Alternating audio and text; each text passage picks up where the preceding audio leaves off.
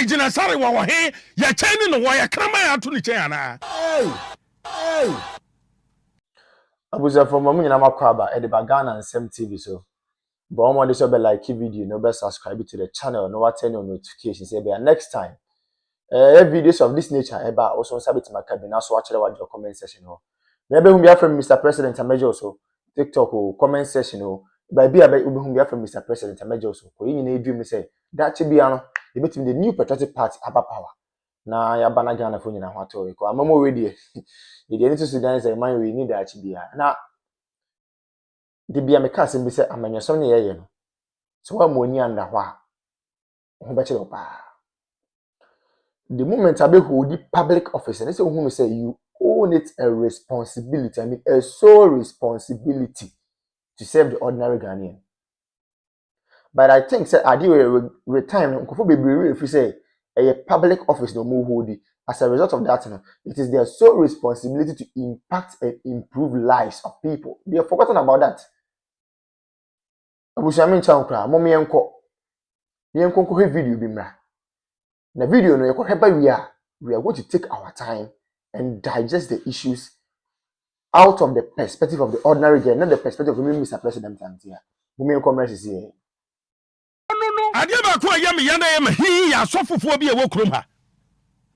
I respect them a lot. Men respect your credibility. Men respect your anointing.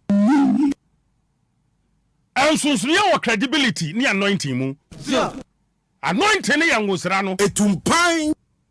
Credibility ni sani pabaji wadie na usuban na oni ye binti ni panyi wunie. Cheni akasa. I don't speak against the anointing. I'm talking about credibility. No more credibility when we come have you. Usre na wo de gi a ye de ba ma. Aijina sare wa he ya cheni no wa ya kraman ato ni chen ana.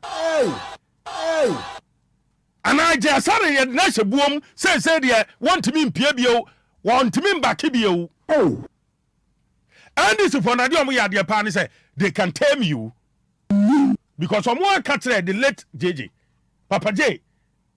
Now, me for the crazy, say, you tell me the barking dog. I'm not born a castle, Cranketing in NDC. JJ no didn't moja to Homa NDC. What the NDC bar power no? Almost say you tell me the barking dog. It's the son of person Matthias, yes, I didn't sorry, you terminal. Hey, and sorry, man in country, yes, say, hey, free 1 minute pay. The Canada, I sorry, man in country, yes, say, chain 1 take, 1 for so 1 take, come and chain 1 take, now 1 pay. Etumpai. And my catcher me two me metros ye. The entire me catcher a sorry ma mukwaja sorry. Na sorry no. Medical catcher say na anointing asem na meka. Na anointing asem kra na meka me nkwa na anointing ho. Me nimba bi angusra ni firi ba ye. Enya na meka ne credibility. Credibility say what dog Ghana da na koma so. Ghana da Aijina sare yakoma so a sorry man nkantra say free buonum. The Canada, sorry, man, can't say Kraman chain 1 take, now 1 po to say MPP. Our power, now open. The Canada, LGBTQ plus 1 LGBTQ plus 1 say be money be meda, wabani wabeda, the family to move for me, Manu de Suminaso. Hey, President Mahama. Yenye ho pastor, Reverend Aijina Sare, Mani Bab 1 team friends, I'm George. I was so there, Muse. Petepu mami. MP sa wo man yimra se bedafie wa hu se on na lead sene be ya yanyi trumu entum wo Ghana ntino wo the anointing oil e so na pampam e no the anointing oil e so Sam Georgia pampam e wa so demu. Hey Christopher dada ho. We are Christo ni to da bia wo dada no kre ba ko asofo no wo mo dada wo. Enti Nyame nipa Sam George bawa sorry. Na who say Sam George one pet trumu LGBTQ plus one pet and one friend congregation anim Nyame anim wo the anointing oil aso na pampam aboso me du num NDC abia betena kunwa so sa nipa na 119 no wa be minister LGBTQ plus wa dani num e wo ho ado so ba se so na anointing oil ana hwenia kasa yenti Aijina Sare e wo na so dem Elder Honorable Sam George. Come, let's pray for you. Let me pray for you. Give me some anointing oil quickly. You know that Honorable Sam George is leading the parliamentary team for them to present their something to Parliament for the LGBTQA plus, bill. And we want to pray for him. Stretch forth your hands towards him in the name of the Father and of the Son and of the Holy Spirit. Ozuyane da ono. Si mu de bia ye ka ho asem. Oman we just yenim oman issue ayewo. Ko ye hwe ne ma papa na adan kwaku for Dr. Laji Mahmood Bawumia ye de ma oman we a. Any 2024 elections eko no ma Dr. Bawumia e den na de kire Ghana for say ba we ni we na meyama mo na. Abusia na ke ye nsem pata de yensa kan. Serious. So in fact, on my bit me could borrow on my be presidency. On my bit me could borrow on my be leaders are KBA, the new patriotic party, the leaders of the party, KBA borrow another African country to cause development there. For the first time in the history of the country, we have generalized free senior high school. The word is generalized. For the first time in the history of the country, we have active drone delivery systems. For the first time in the history of the party and of the country, yetimi enya active and well facilitated health facilities across the length and breadth of the country. Agenda 111. We may say impoyen because the agenda na the person here number of hospitals the person is yentime because of time. But those ones yetimi we component go and see how they have been operationalized. And then me look say we have some of the hospitals in fact, equipping hospitals not all right, but because of political tantrums and political gains, many will say, hospitals and a go sana no me say. It is a Kenyan who saying a no man in Abeya. And the scan of the was I go to me and say, oh, I mean, say, almost same people are for. Name my comfort my sacrifice discard to what the hospitals, most of my account for. I comfort my facilitator, me on funded free seniors, most of my account for. You say, any Ghana for debut. Na friend at tables net 10 after the Mokikem Kaka. Why are they shouting? Obian Kanum to Nanko ho. As often among common into with the greatest of it, among common into them queen in a chief imam for common to queen in a politicians in common to queen in a marketing men among common to queen in a Obian Kanum to queen in a 2020 Jua, they will know the way forward. Yet you come over so no bow, no the credit scoring system, but I must open conking.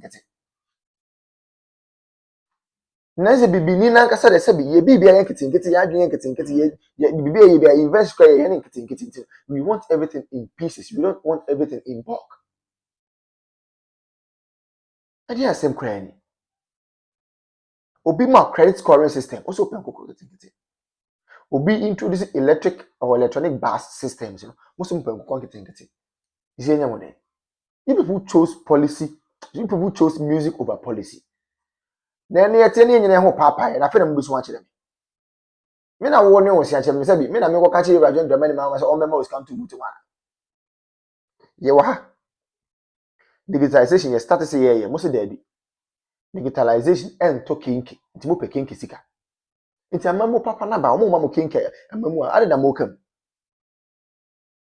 Ye wo krom ha ya. E de Rajon Dramani ma ko gina e say NKRAMAN mu gafo ka chom say oh gafo de oh na mo de onye kinki na mo hia digitalization bia e na gafo say okay ne beto aba na ma boom boom boom boom mo to aba ma kinki government a etimi ambusu anche me na dai ukukuma say ukonu a ye ma ami kuma say dwomfo say MPP anya hwe ama wo mo nti o mo nkoto aba o mo so ebeko tro de o meto ama NDC pa de no mo nto aba ne kra o ma nto aba ene ebitina ABC nti ne free senior high school aye basa ade tina me na mo so kire me. Sakamoto ya things would have been better. It's no see an obiasu obia people obia nkoto face style people any so because season when they mu gamu boot for boot usu a ye be so a che o sere be sere che we are not going to console anybody obia ntram say dey pen enya ye ho fina planes tete hwe amokekam abusu ya me de be sia na da hofre be sensia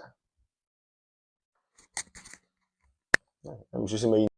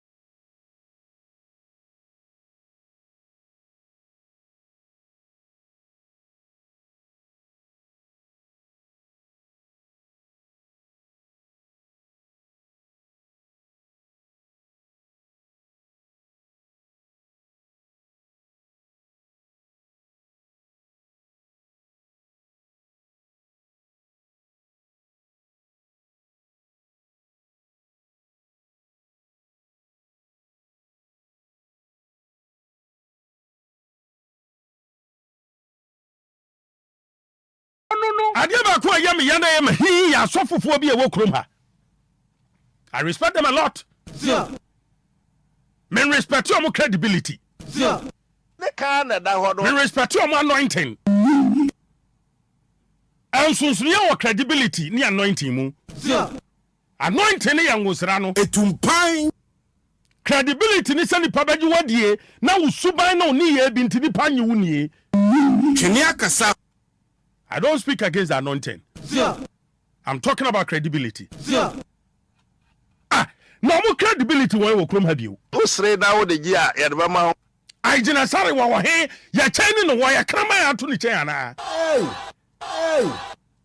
And I jina sare ya na shebuom say de want me mpia bio, want me mbake bio. Oh. And this for na de omo ya de pa ni say they can tame you. Because someone catch the late JJ. Papa J. Now me for the crazy. Say you tell me the barking dog. Omo do ma bon na ye kasa omo. Nkran ketenkete in NDC. Omo do ma JJ no di ne moja to homa NDC. What the NDC ba power no. Omo say you tell me the barking dog. It is an person me tia say I jina sorry. You tell me no. Hey. Enti sorry man in country jina sorry say. Hey, free buon me na pie. Ne ka na da ho do. Sorry man in country jina sorry say. Chain one take, one force, one take. Come on chain one take. Na one pie. Etumpan. And my catcher me two me metros ye. The entire me catcher a sorry ma mo kwa jina sorry. Na sorry no. Medical catcher say na anointing asem na make. Na anointing asem kra na make me kwa anointing ho. Me nimba bi angosra ni firi ba ye. Enya na make ne credibility. Credibility say what dog Ghana den akoma so. Ghana da ajina sari akoma so a sorry man in country say free buonum. Ne ka na da ho do. Sorry man in country say kraman chain one take na one po. To say MPP. Ewo power na wo po no. Ne ka na da ho do. LGBTQ plus one LGBTQ plus one say be mani be meda wo ba ni wo beda de fa no tumu fa tame ma no da sumina so. Hey, praise the Lord. Yenye ho pastor reverend Ijena Sare ma na wo bi a wo pa na cho se won konkwa ya adwuma nipa also de na kokot ntu de na kokot de a wo se pa na cho ayeden Etumpan. na botwa atena se Etumpan. me dey me use common sense ma me afia boat ma common sense na no use what you do double fu And papa dey no ka. ade no mo ntiase o enti sa wo tena nche na be na asefo aye chinchin amo mpeso amo beka ana amo mpeso mbo ese nurse no yinipa. I'm telling you today they deserve better. Na ye ba ye sabi San George no Sam George oba ye onaka mu CEO so mo naka mu Ne ka na da ho do. minister so mo naka mu Etumpan. omo cha na asefo no Etumpan. ebi wo experience ebi no made cha na ayi ministers no adoma ama wa appoint omo no enti so also no ma ye na Ghana ye ahoto aba Ghana na asefo ni demand ya hwe omo Etumpan. na say ya ban a wodwene Ghana fo ho na sabe wo ya ban a sensitive government a ko nya ma adihye hu enu sa mre Twene akasa. eye ogwaso hanten abrabo no NDC fo mu omo mpese on bebro mo ho ase Jenia kasa. Omo kasa nipa ho akasa